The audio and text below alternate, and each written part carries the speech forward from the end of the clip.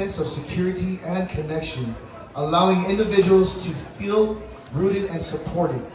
Just as an anchor holds a boat steadily amidst the turbulent waters, a strong community anchors its members, fostering resilience and unity. It represents a connection to one's roots and ability to weather any storm.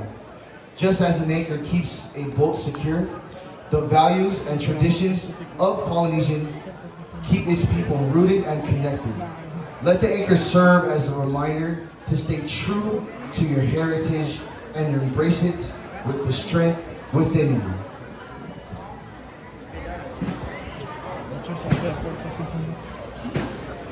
Areo teiti.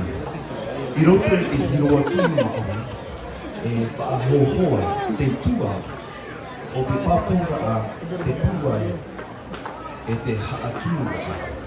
Hau atu a, no te hoenuna a, e riro te tūtau e parau, e honora a, e tapa o, whaatunga a, e patunga a, no te mauta asa.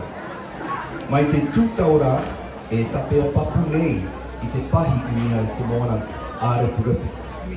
A whaaa i te tahi nuna a pūai i tana maumero no roto i te ito e te auto ara.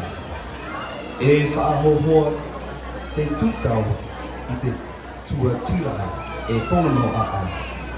E te mau arora a i te mau vero atua. Mai te tūtau ka e paruru nei i te paha. E vai tumu noa te nuna a maohi o ti tārato, mauti atu raa, e tārato peutuma. Ia haamana o te tūtau, ia o tō e. A tamau noa i te atu i tāte te mau tupuna, i tutu mai, e a whai te mai tō oto puai, tā tani tahi. Ladies and gentlemen, please welcome to the stage, Tahiti Tamure!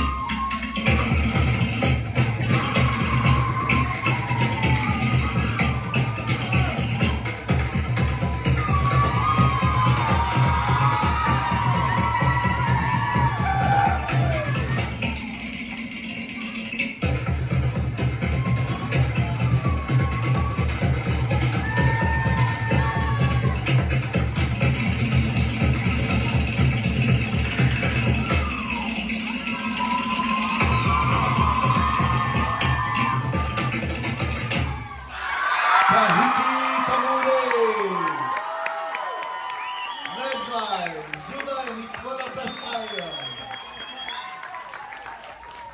Absolutely.